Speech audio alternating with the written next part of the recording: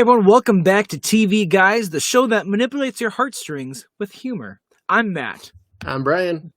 and we are talking about one of those TV character tropes once again, the manipulator. It's just Brian and I today. We couldn't find our own manipulator to bring on as a special guest. Or maybe that's the manipulation. They all want to stay away from us.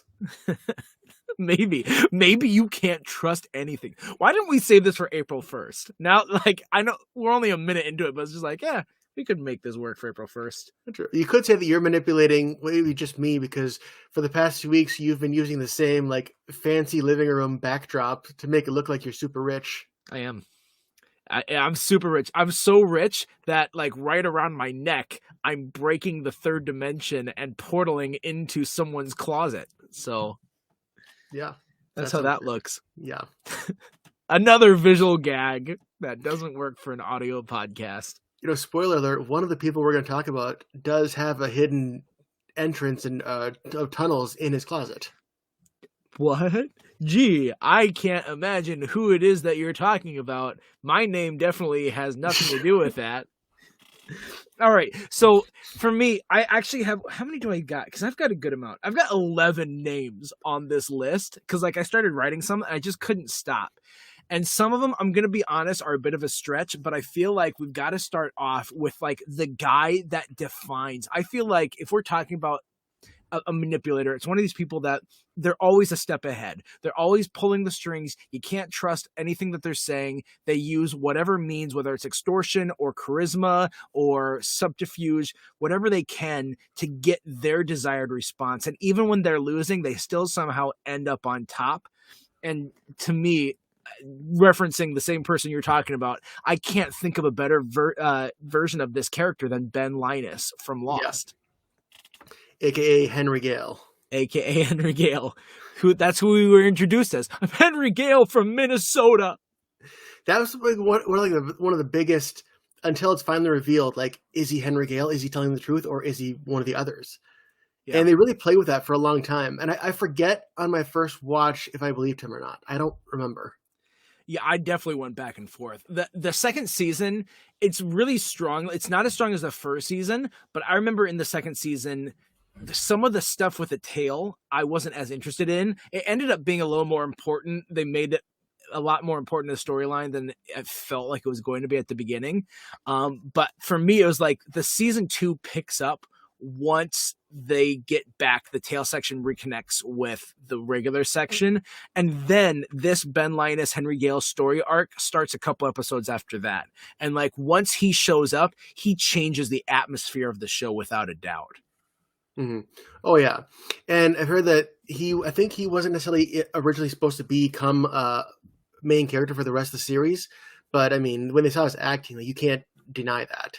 Yeah, I really liked. There was a little bit of a placeholder, others standing for us. So at the end of season 1, where we got Tom on the boat, and we got a lot more of Tom until he died in the end of season 3.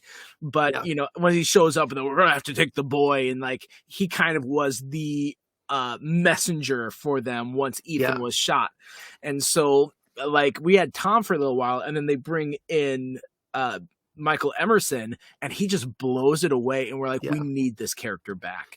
What solidified it, and I'm sure it did for them as well, the producers, was his little serial got any milk? Exactly, that whole little speech at the end. It's really well written, but perfectly acted. Yeah.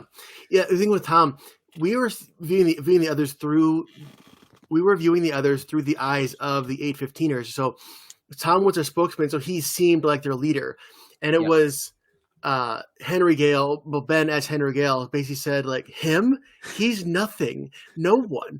And then we realized that Tom has a higher position in the ranks. He's high enough that he's able to leave the island to go recruit Michael, but he's definitely not the one pulling the strings at all. He's their mouthpiece basically. Yeah, I mean, heck, even Richard, he should in a way be the leader of the others, but even he's not. He will answer to whoever is put in charge. But we get very small glimpses. I think that's when they start developing this idea of Jacob and okay, we need to have the guy who's in charge, and they're fleshing out their Man in Black versus Jacob storyline that kind of permeates throughout the rest of the Lost. But they flesh that out starting in season 2, I think.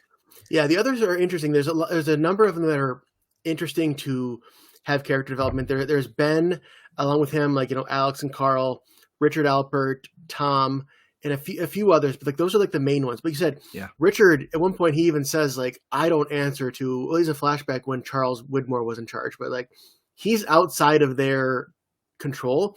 But Ben just always at any turn, he knows just what to do, to manipulate, to lie. And you see it, he's kind of in control through about seasons 3 and 4. And then even off the island in season 5 when he's trying to get back. But you can see as soon as he comes back to the island and he sees that Locke is alive, and even though we really later realize it's the Man in Black, that's when you really see Ben at his lowest, and you really see for the first time he doesn't know what's going on.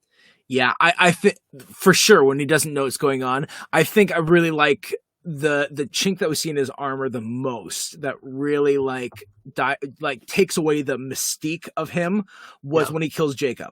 When he's like, why shouldn't I do, like, asking him all these questions that's plagued him of like, Locke got to see it. And like, I love that he hates Locke so much because Locke was able to see Jacob, because like Locke actually is special and he just wants to be special. And so when he like is pleading for like, why, what about me? And Jacob's just like, what about you? And then he like, that is he's just some broken, whiny little kid that no one ever said, I appreciate you. Yeah. Well, another moment you have to mention is when Alex gets shot, because you realize that he basically told him, go ahead and shoot her. And Alex's last words are of him saying, I don't care about her, because he thought that there's no way that Charles Widmore would allow that to happen. Yeah. Through Kimi, Yeah, exactly. Widmore broke the agreement there. Great character. Definitely one to start off with. I want to... I threw that character out, even though it's on both of our lists. Brian, I'll let you pick a character. Well, I'll pick one, but then actually I only have 7 on my list, so you guys definitely have more. Okay. I'm going to go with a character I don't think you have on a list, because you watched some of 24, right? Not a ton of it? Yeah, I watched one season. Okay. There's a lot of characters in 24 who could make this list, but I have to go with Charles Logan, who actually was at that time the U.S. president. Talk about presidential scandals before presidential scandals. We had plenty up to that point. We had Watergate and Lewinsky and... Yeah, but this was a president who was actively involved in the conspiracy to kill a former president. Yeah, that was all of the early ones. Yeah. They got in duels. Do you know much about the whole Charles Logan storyline? I don't. Okay. Well, I'll try to summarize it as much as succinctly as I can. This is from what I consider to be the best season of 24, season 5, where he is the president and we're doing this big diplomacy deal with the president of Russia. They're like signing some treaty to be able to like be allies, and if someone invades, and they're both going to use their militaries and all that kind of stuff. And it's super important to him that this treaty goes on today, even though there's like terrorist attacks, and they're saying like, don't sign this treaty. And everyone's telling him like, we should put this off until this is going on. And he's like, no, this treaty has to be signed today. And turns out, as you realize through the season, it's this whole manipulation where he has this whole thing set up where like this canisters of this nerve gas is going to be released by his like coordination on like the Russians, so that he can invoke and invade Russia or something along those lines. And in the backstory, in the very first episode, beloved character, fan favorite David Palmer got killed, like shot in the neck in the first episode, like in the first 10 minutes of the show. Like that's how they start their season. Yeah. Well, he wasn't. Thank you. He wasn't. And then it turns out that Charles Logan found out that David Palmer had found out about this plan, and he had to like orchestrate the killing of him.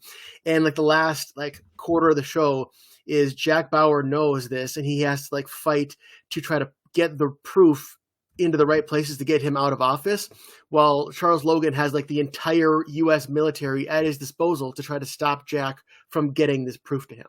Talk about a manipulator. Yeah. You know, I'll see your show that I haven't seen about political intrigue, and I'll raise your show that I don't think you've seen about political intrigue, but maybe you have. I don't know. we have not talked about this show too much on here, and I think part of it is the Cosby effect, but with a different person, and that's House of Cards, where Oh, I've only seen clips, but yeah, I know about the whole Kevin Spacey. Yeah, so Frank Underwood is the main character of House of Cards, and it's, to me, that's such another one of these master classes in political manipulation, because the whole show starts with him being this whip, and he was promised this cabinet position by a man who becomes president and then is not given that cabinet position, and he's like, well, if I'm not given this position, I'm burning the whole thing down. And so he starts with just trying to like tear apart this whole administration, and it starts to spiral into like, wait, what are my own ambitions? I want to become vice president. I want to be president. I want to, etc. So it's all about manipulation and power and control. And there is some good television in it, but it's very like, I won't go into it, but he is a like top-notch character. Frank Underwood is so underhanded. He is like, say one thing in public, behind the scenes does his own stuff. He's got a hidden open marriage with his wife. They both know it, but they're in politics, so they're not going to let anyone else know it. They have killed people. They know where all these bodies are buried. They have destroyed careers. They've destroyed human beings for no reason. And it's just like, you keep seeing him make choices and doing things. You're like, holy cow, that's terrible. Yeah. But then you see that it's going to lead him to this new position of power. And it's a dynamic character, and it's actually really funny. I don't, going back to Kevin Spacey, like, that's why we haven't brought it up, is because, we just don't really highlight Kevin Spacey stuff, especially after his allegations. But it's really funny that, I don't know if funny is the right word. He makes this video. I don't know if you remember it. After these allegations come out, like 6 months later, he makes this video around Christmas time, but he makes it as if he's in the character of Frank Underwood. It's like, now you didn't really think I was going to disappear, did you? And like giving his like accent and stuff, and like the menacing, like, I'm not going anywhere, enjoy the show sort of thing. And I'm like, that's really, really tone deaf, based on the accusations you're facing, to treat it like it's entertainment and theater. Like, even if you are innocent, which apparently he's beating some of these in court, and so who knows, but even if you are innocent, that still is really gross that you are like willingly being like, yeah, I'm this bad guy, kind of like House of Cards. I'm just like him. You want me around. Like, I don't like this. Yeah. And talking about shows that are interesting to watch through conspiracies, it'll be interesting to watch that 70s show with all the recent news. Have you been following any of that? A little bit. Basically, I mean, Danny Masterson, who played Hyde, obviously finally got convicted for like 30 years in prison, 30 years to life because of rape charges. And I guess Ashton Kutcher, Mila Kunis, Kurtwood Smith, and Deborah Jo Rupp, like 4 members of the cast, turns out they all signed letters of character letters for him, and now people are hating on them because they're defending someone who did that. And everyone's loving on Topher Grace, who I guess is like one of the only non-controversial people on that entire cast now. Yeah, he didn't sign that, and then also even then, like, he fell away from their good graces back at the time. And so people are like connecting those dots to being like, well, did they know? And I think, you kind of bring it as conspiracy. I think that really is like, if you knew, I won't hang any of those 4 out to dry right now, because like, if you knew a person in one light and didn't know this secret thing about them, you might be like, yeah, I know this person. It's like finding out one of your favorite people has these allegations against you. Be like, there's no way that that's true. Yeah. And to be able to go to bat for someone that you worked with and that you knew really well, I get that, but it definitely is not a good look. I understand that too. Well, Ashton and Mila are getting way more blowback than the actors who played Red and Kitty. Yeah, like no one's really talking about them that much. Everyone's hating on Ashton Kutcher. Yep, that's true. So why don't you go with another one, since you have more on your list than me? I do. Let's do another one that you don't know, so then I can start having ones that you do know. So Yeah. I talked about this guy when we did our teaching, like the teachers that we'd want, and the show Ozark is all about manipulation as well. And so in talking about Jason Bateman's character, you can also kind of put Laura Linney's character in on this too, because there's multiple manipulators in that show. That show really is about this positioning and this power, and that's where it creates like that interesting dynamic, and Yeah. the tension is watching different characters scheme and plot against other ones, and even like them as a married couple. We get to season 3, and the season 1 has a little bit of that too, that there's sometimes they're scheming together and sometimes they're scheming against each other too, and they both think that they have the best route to go, but then it's like, well, no, we're trying to stay alive, and one's like, well, what about the power and what about the positioning and etc. And so Marty is one of those characters that, as I had said in that teaching episode, he does so much with a gun to his head, like pretty much the whole time, that at any point he could die or his family could die or whatever, and it all goes away because of that. And so he's constantly having to think 3 steps ahead. It's so stressful to be putting yourself in that position, like, how do you even live like that? And I wouldn't call him as masterful as maybe Frank Underwood or Ben Linus, but he definitely has a really good head for business, and that leads him to having a good like poker face, I think, where he's able to like face the FBI or face the cartel or whatever, and be like, this is what you can't do. This is what I'm doing. This is going to be good enough, and etc. And so he plays the game well. Kind of sounds like a little bit of like the Walter White, a little bit of Breaking Bad, where he's kind of pushed against the wall and he manipulates because he has to. Yeah, that's not a bad character to talk about either. I actually have him on the list too. And Walter White is definitely in the manipulative category. He's the one that's a little bit more of a stretch because he is a manipulator, but he also fits in a couple other tropes too. Yeah. Well, we can talk about Walter White because I had a different character from that universe on my list. Did you have Gus? Yeah. See, I think Gus, you're probably right that Gus is the better manipulator. And that's what's so interesting, is that Walter thinks he's Gus, but really he's not. He's this wrecking ball that comes in. And Gus plans super well. But go ahead and talk about Gustavo.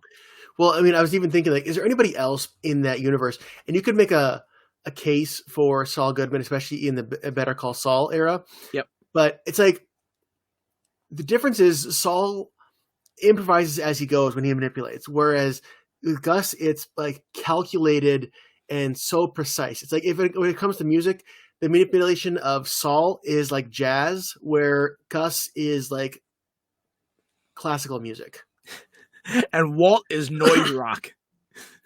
Walt is just like not even music. Walt is the element of chaos that wrecks everybody's life. And like nobody could take Gus down until Walter. I mean, yeah, technically Hector did it, but Hector did it through Walter. So noise rock is a genre where it's really like just like make noise as much as you can, and you can call it music, and it's just really like just be loud. And I'm like, this is terrible. I had a roommate who listened to noise rock. I'm like, this is sensory overload. Yeah. But you're absolutely right. I like your comparison. Keep going. Yeah. Well, because like you see the flashback is like,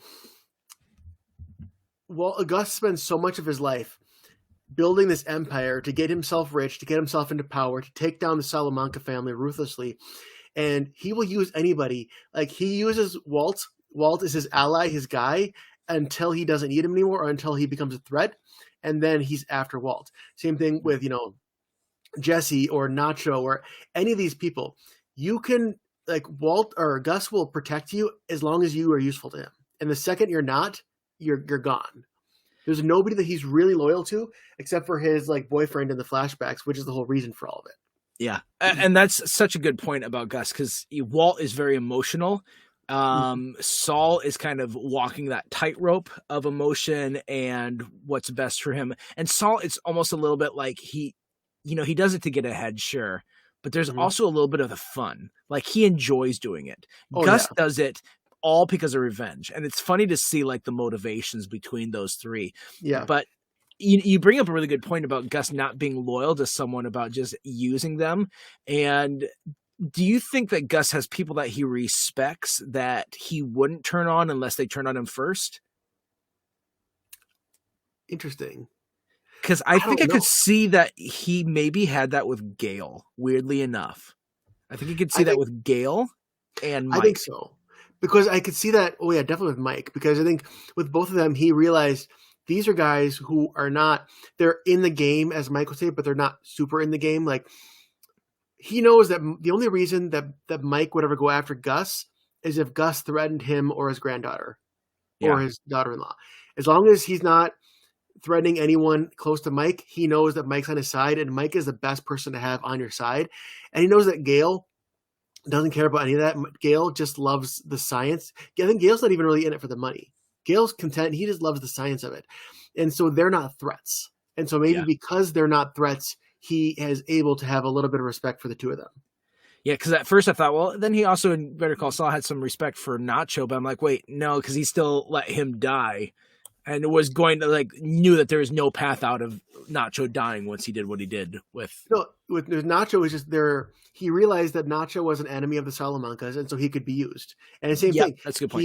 he was on Nacho's side as long as he was useful to him. Yep, absolutely. And even when Nacho died, he still didn't rat out a Fring. He even said, "You think he had something to do with it?" Like, no, it was me. I put you in that chair. Which that's such an amazing scene. It's not about Man. Gus, but it's an amazing scene. It really is. I'm gonna say I've got some fun ones, but I'm gonna stay on the serious side and talk about one that I don't think you thought of, but you know about, and that's Okay. Noah Bennett from Heroes.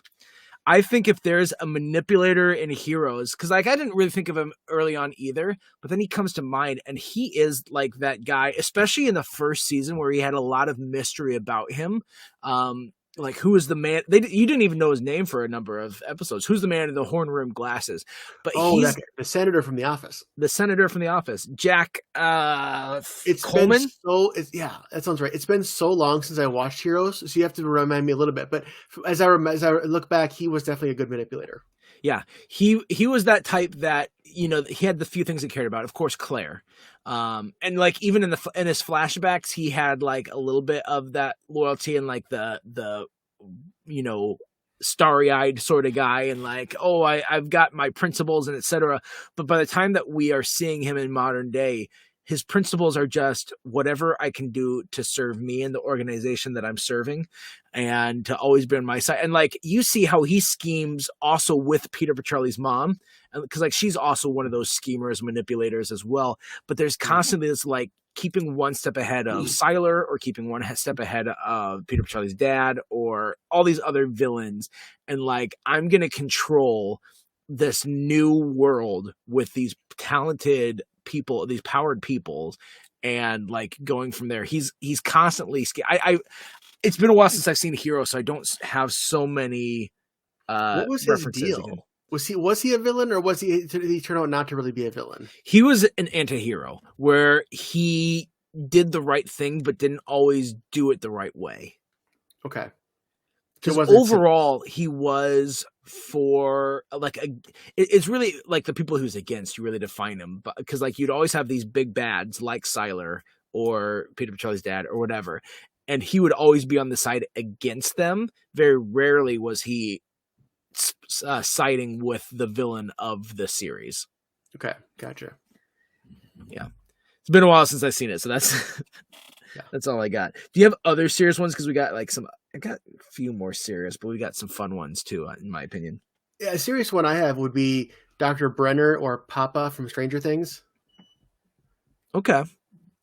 Because manipulating the whole reason for 11 growing up in a lab and not knowing anything about the human world is because he basically took these humans and turned them into his scientific experiment playthings. Yeah.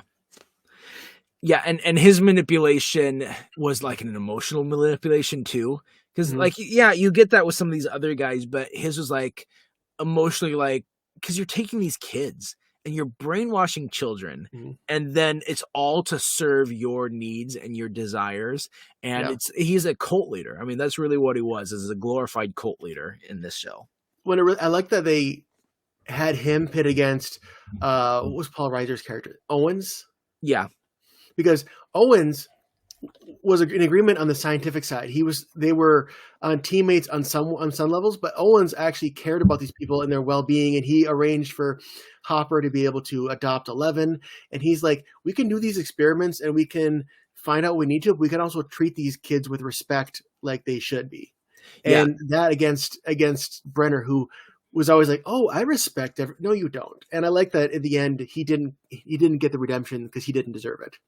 Yep, absolutely. I definitely agree. Owens, I like Owens' character a lot because, I mean, like, he threatens teenagers at the beginning of season 2, but he definitely understands the make the hard choices for the greater good. And he does a good job of keeping the greater good in mind, and also realizing that in the route to the greater good, you are playing with people's lives. And if we can avoid it, we need to, but if it's necessary for that sacrifice, he's not afraid to make that choice. Exactly. Yeah, good character. Another character that's on the serious side.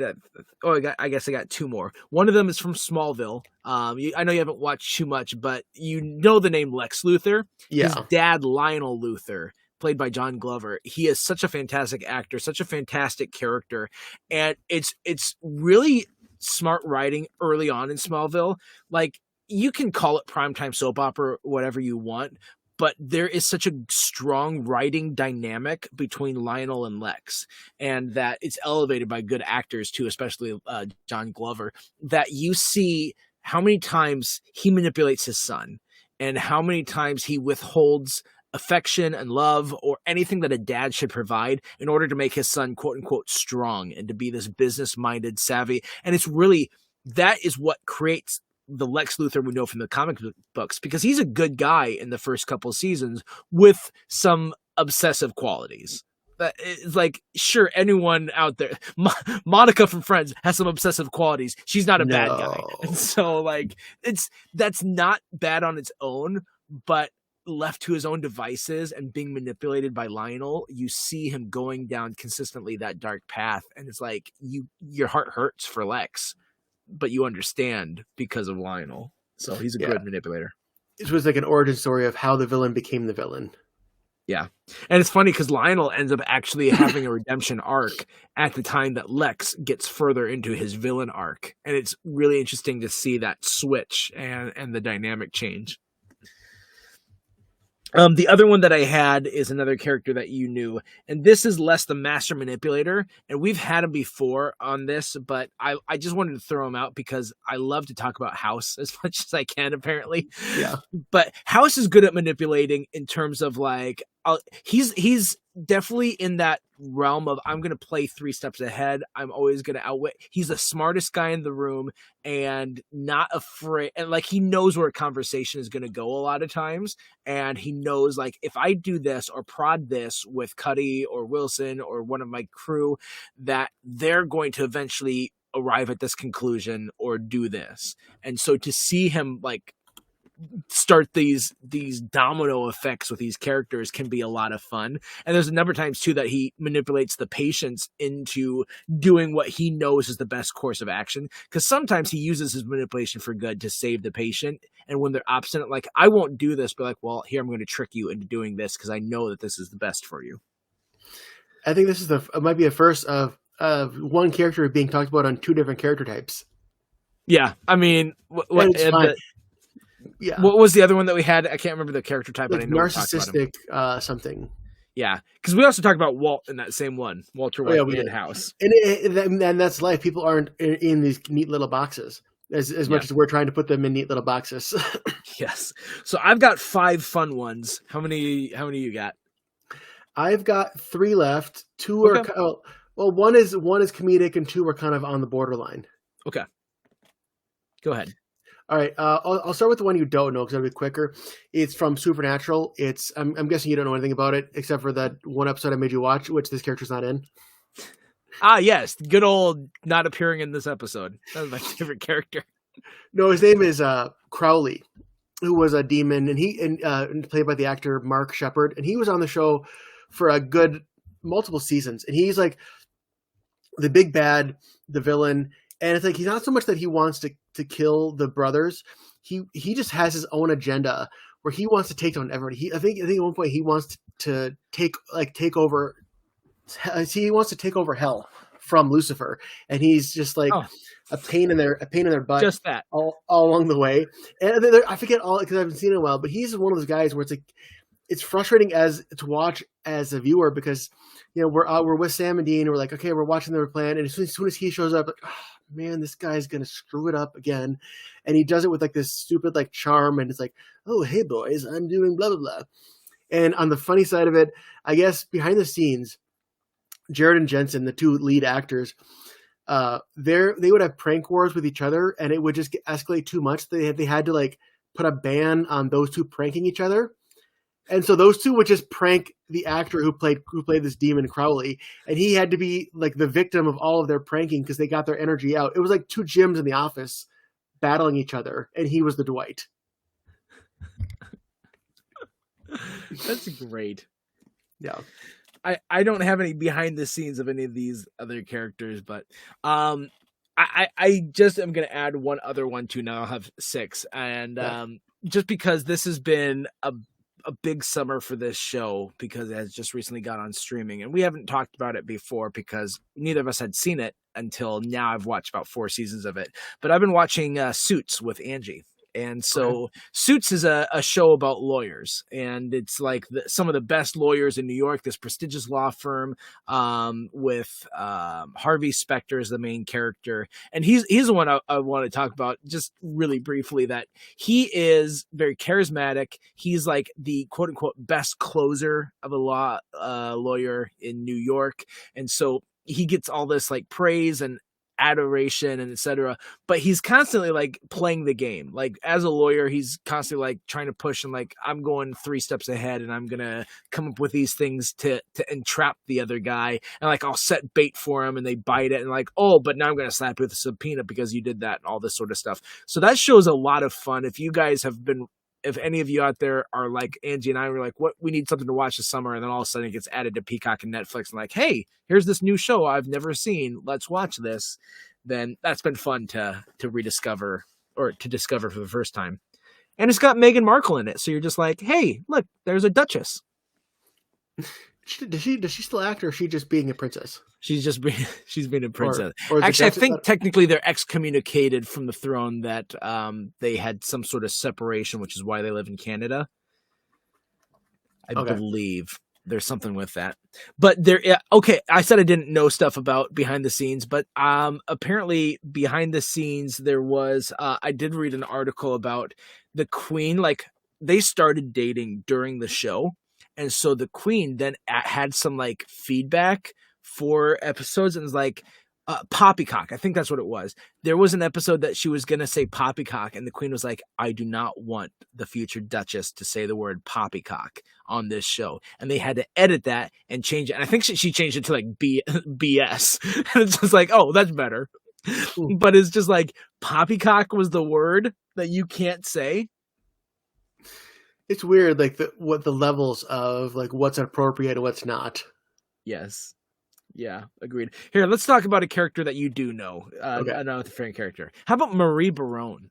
I thought about her, but I wasn't sure if we were going in that direction. But yes, exactly. Because she holds her sons, emotionally hostage all the time. She has to be the queen bee. To me, I think the best example of her as the manipulator was with the thank you notes for Robert and Amy after they got married. And like there's this whole episode about, they're like, oh, I was gonna write the thank you notes for all the presents, and Marie's like, oh, but you need to get that out right away. And like, we just got back from our honeymoon, give us a couple minutes, we'll get these written. It's like, no, you need to write these, and like then manipulated them like, oh, this is so terrible.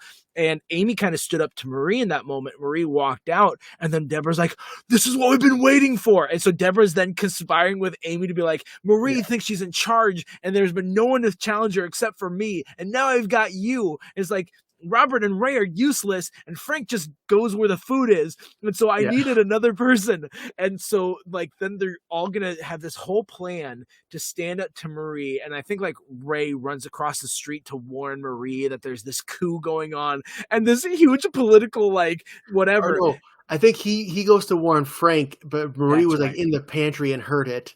Yeah, who's gonna warn Frank? That's right. And so it like all blows up, and then Amy's like, Deborah made me do this. I'm so sorry. I'll write these. And like Marie got what she wanted anyway. Come to find out at the very end of the episode, the one she really cared about was writing a thank you to Lee and Stan. And they come over and she's just like, I'm so glad you recommended this wedding present that I buy Amy, and because they wrote such a nice thank you note. And so like the whole thing was like Marie looking good that she recommended to them that present for the wedding. Yeah.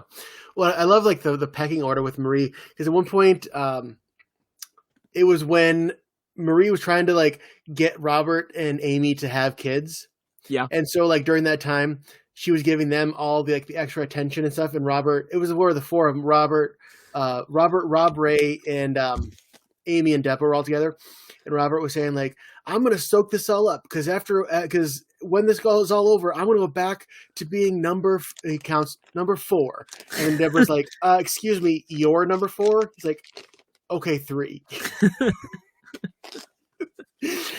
Because whether it's on purpose or not, and she, as much as she claims she doesn't, she clearly has favorites. She clearly favors Ray and Amy, clearly Robert's wife, over Deborah and Robert. Yes. I mean, she loves all of them, but that's clearly like the pecking order. And like even Frank, you see, Frank will make these, smart comments here and there, but when it comes right down to it, he's also scared of Marie. Yeah. There's definitely some fear in it, but I think there's also a lot of that selfishness of like, this is my meal ticket. I will go with the food every time. Mm-hmm. And so I don't really ever feel like he needs to be afraid. He just knows like, I'm just doing this so I can eat. Yep. So, here's another one for you that you can talk, and you can talk about. I don't know if you have him on here. Jeff Winger. He's a manipulator. He's charismatic. He's douchey, but he definitely manipulates them. He manipulates the group. He manipulates the people around him just because he comes from that lawyer background. That's how he started it, is manipulating to get into the law firm. Yeah. And then from there, he sets up these things with the group of like getting them on his side. Well, what was the one where it's he made it some sort of comment to the group is like, I only did, you guys think that I would emotionally manipulate you, like I can't even do that. And like, oh, you're right. And then Troy's like, oh, he's manipulating us right now. Yeah. Reason I think he's a good pick. The only reason I didn't have him is because he doesn't have like an overarching thing that he's manipulating to. He's just manipulates along the way to be able to be as lazy as possible, basically. And cool looking. That too. It's got to be lazy and then the appearance of awesome. Yeah, especially in the earlier seasons. So I'm listening along with a community rewatch podcast that's been going on for a couple of years. We're actually at the finale is the next episode they're going to do. So it's almost done. And watching this 6th season, it's like there's some good moments, but like at the end, it's like the show did not need to exist at the end. Like, what is Chang doing there? What is Abed doing? Like, no, they're all just shells of their former characters. Now, here's a man who knows how to marry his cousin. I just watched that episode. I love that episode. Yeah, that is a shining point in an otherwise blah season, I think.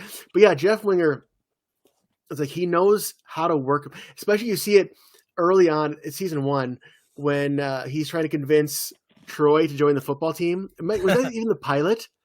And he's like, no, that's like 2nd or 3rd episode. It's early. It was still very early on. He's like, how did you know my name was T-Bone? Because you're a football player and your name starts with T. It's great. And it's always fun too. Like characters like Jeff Winger that manipulate. Obviously, the way that they got to do it is that half of his plans blow up back in his face. Yeah. And that's always fun to watch. It also has to work that he has the dean in his pocket whenever he needs it. I wouldn't call Dwight on The Office a manipulator, but he's definitely that other type where it's like he thinks he can scheme, and then every time it fails. It always just once can one of my diabolical plans not bite me in the butt or whatever. Jeff Winger is who Dwight thinks he is and wants to be, as far as his manipulation skills. Yes, manipulation skills for sure. Yeah. All right, I've taken a couple in a row, so why don't you go ahead and throw one out? All right.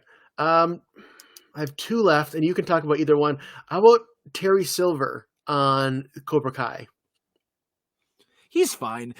I wish I liked that character better, honestly. Yeah, but I mean, the whole thing of as soon as he came in, he seemed like he was brought in by Kreese, and then quickly became such a manipulator that he was able to even like frame Kreese for assault, get him sent to prison, and take over. Like he took over for Kreese, he took over for Johnny, and he really became quickly like the villain. And the last season, it took like everybody coming together to take him down. I forget what happened with him at the end, because he's in the new season coming out. I haven't watched it yet.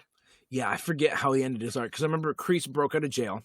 Yeah, and I remember that they recorded what he was saying, and so they showed that recording to everyone, and so all of Cobra Kai and the Russo. Mr. Miyagi-Do. That's been a while now. That I'm thinking about, I was like, I haven't seen that show. I think it's been a year since. But the new season, I think, is out now, right? I think the new season's out. I think so. It's either out or it will be out soon. But like when Kreese first went to Silver to try to recruit him, he was saying, no, I don't want to do it. I'm out of that. And then he came back and he was full in it. Was he actually manipulating from the start, or was he actually trying to resist at first, and then when he came back, he's like, okay, if I'm going to do this, I'm going to do this? I think he really wasn't wanting to get back into it, because I think he really did want to have better for himself, that he knew that world brought out the worst in him, and then he just went with that. Exactly. Makes sense. So yeah, that's a melodramatic pick. You know, that show, there's a lot of fun in it. And so I'll give you a melodramatic pick as well. And that's Rumpelstiltskin from Once Upon a Time. Okay. Now we know like the storybook version of Rumpelstiltskin.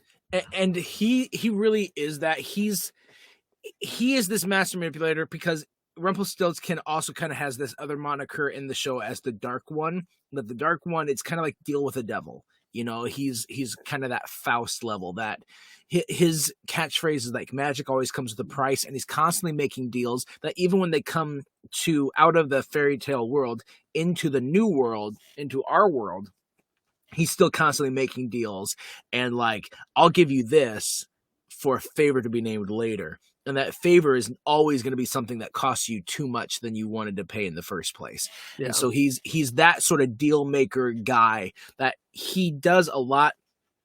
It's a really interesting dynamic, because this is another show where all the bad guys are also good guys at any given point. And so it's like Fast and the Furious movies, is that they're a bad guy for a season, and then they become reformed after that first season. But he is spoiler for like season 3 or 4, he's the main kid's grandpa.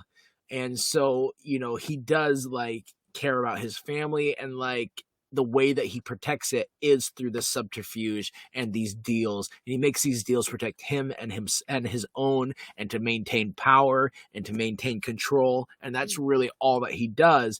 Even if he sometimes has the best intentions, it's still always through that duplicitous way. Yeah. Seems like a theme of all these guys is a quest for power. Yeah.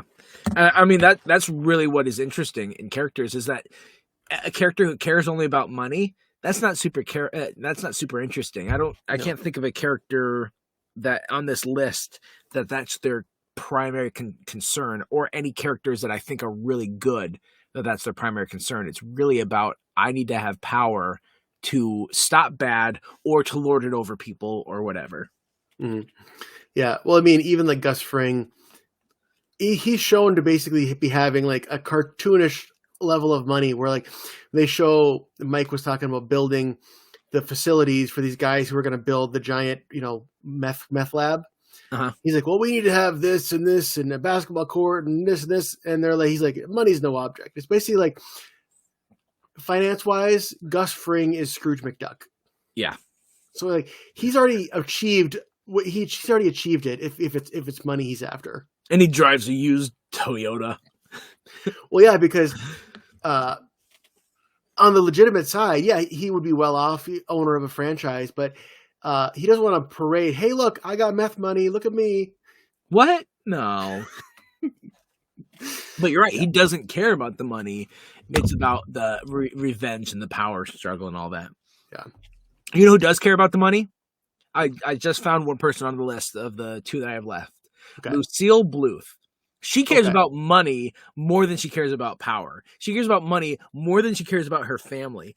And you see, like, as the show goes on, this show isn't so much about manipulators, but Lucille definitely is the one that's like, I will pull those strings on anyone that I have to. And it eventually even comes out that a lot of the choices that George Sr. made would be stuff that Lucille was pulling the strings behind the scenes. Yeah. That really she was the one who needed to be in jail over George Sr.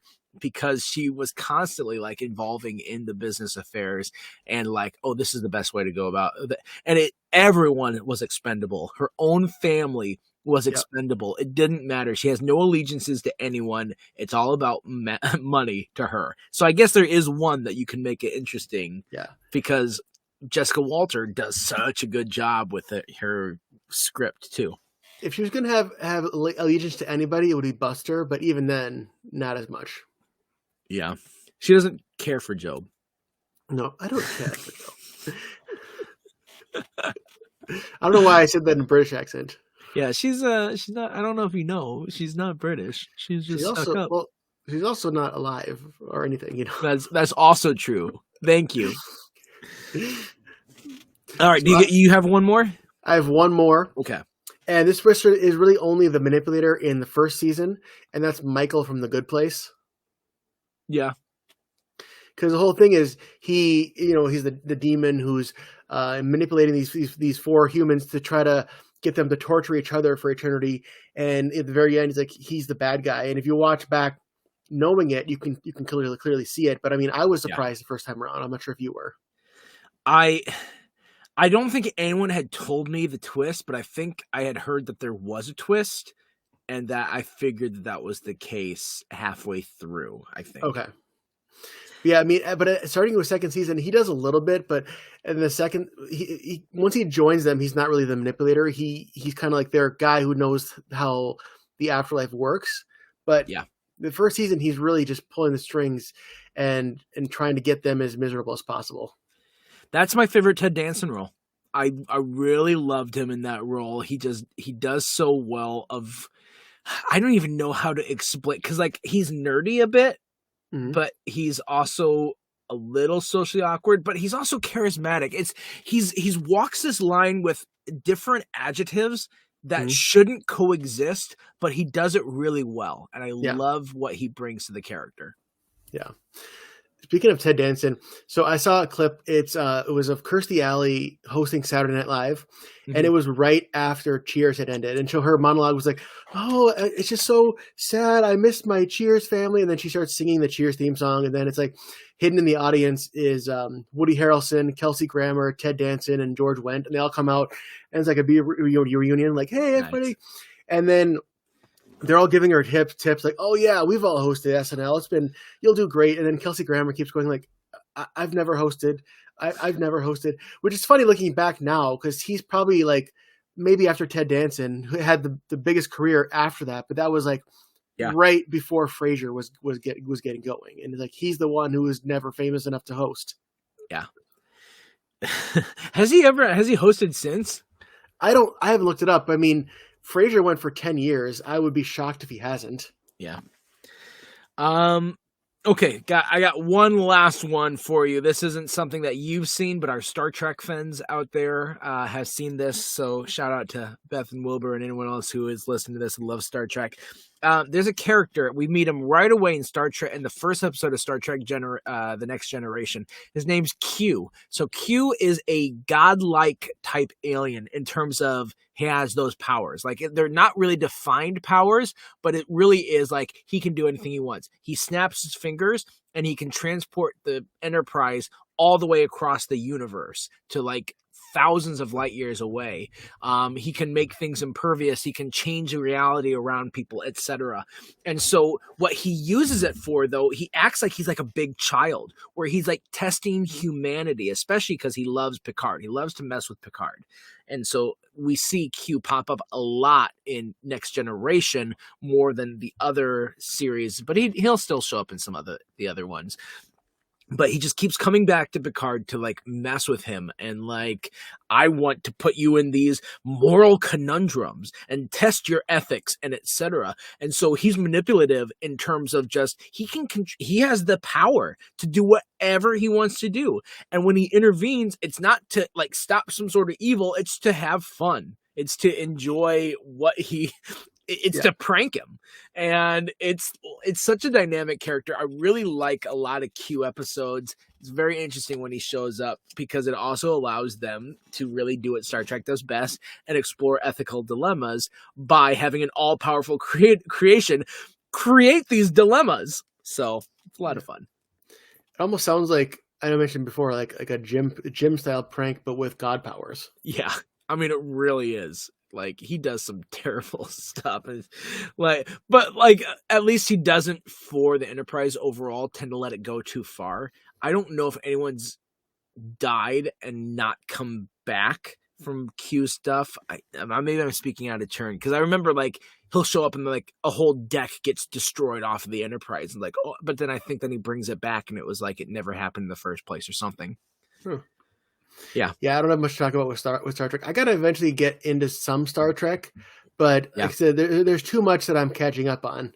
Yeah, and especially now that they're still creating all this new content that is like, they've got like 3 active Star Trek shows right now. Star Trek The Lower Decks is showing new episodes each week on Paramount Plus. So I mean, they're still like, they're milking that cash cow after they didn't know what to do with the reboot movies for a while. Yeah. Well, like so spoiler alert, coming up in a few weeks, we're going to be talking about Grey's Anatomy. So I'm trying to catch up on some. And I sent a Snapchat video of this puppy.